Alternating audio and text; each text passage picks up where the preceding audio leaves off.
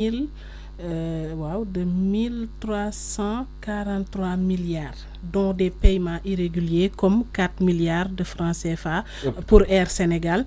Le compte PDIS, Programme de défense des intérêts économiques et sécuritaires, a enregistré des sorties de 303 milliards de francs CFA sans traçabilité détaillée. Traçabilité, moi, il faut que man dem fekk ñu bind fa nangam ak nangam nga xool xam ne lii la. Détournement de trésorerie en 2023, yaakaar naa jot ngeen ko boros sànq. 407,5 milliards de francs CFA ont été prélevés sur des soldes créditeurs de comptes de dépôt sans respect des procédures légales. bàyyi ma yokkal la.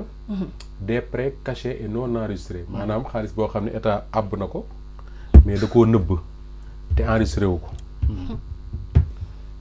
Des prêts cachés et non enregistrés. Tu empruntes au nom de l'État mais. Exactement état yëgul. da nga emprunté au nom de l'État mais état yëgul.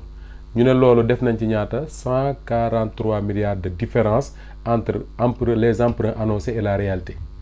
C'est-à-dire que emprunt bi am na. mais waxuñu ko enregistré wuñ ko.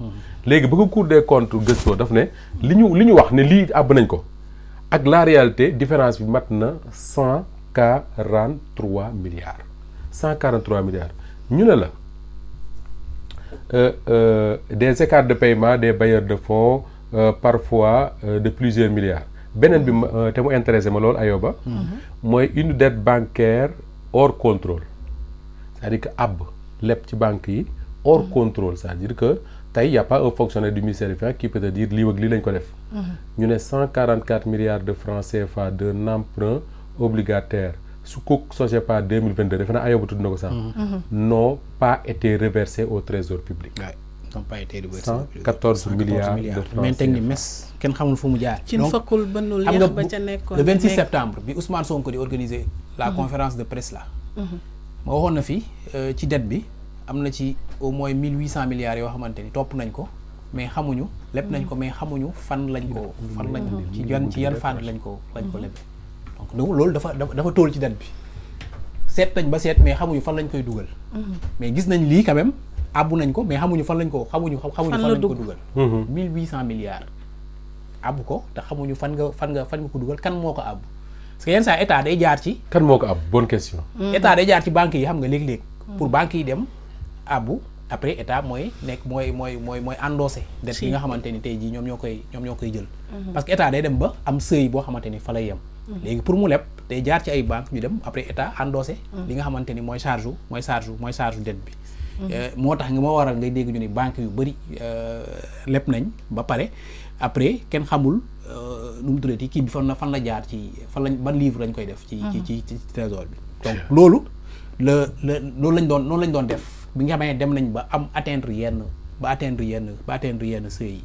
donc tey jii moo waral dette bi c'est devenu incontrôlable kenn mëntu ko contrôler moo waral ba xam nga bu sa dette demee ba ñu def ko ratio PIB bi mu dem ba 99,67%. presque 100%. presque 100%. yow mooy dese la too dara. da ngay liggéey pour fay bor. jël nga lépp tey la nga dëkk bi teg ko fee léegi da ngay liggéey pour fay ki nga xamante ni foofu moom nga tey. doo lekk doo naan. moom nga tey dëkk bi doo lekk doo naan donc noonu la suñu dëkk bi di fonctionner et pour man ni ma doon wax laay réitérer. mooy les principaux responsables Macky Sall en premier. conséquence directe bi pour man dans une semaine ou dans 2 semaines. moo ñu mettre ko en accusation devant l'Assemblée nationale député yi voté ko. ñu traduire ko devant la cour. la haute cour de justice oui. en son article 36 de la loi organique permettre na ñu juger ko par contumace parce que xam naa du fi teg tànkam. lu tax mais bu ko yoon soxlaawee day non du Macky Sall du ñëw. Macky Sall du ñëw tu crois Macky Sall aussi courageux pour ñun ko soxlaa mu ñëw. mais yoon bu la soxlaa mënul xanaa ñu jëli ko. mais ça aurait été un autre man dina ñëw mais Macky Sall. bu doon Ablaye Wade dem wàcc ci réew mi moom. bu doon Ablaye Wade am na man ngeen wër maa ngi nii. Ablaye Wade bi ñu fi jàppee doomam gars yi yëpp di ko kii après fu jógee France ñëw fii. daal di affronter Macky Sall. Macky Sall du ñëw dañ ko jugé dañ koy jugé par contumace maintenant am na ñeneen ñoo xamante ni tey jii tudd nañ leen ci.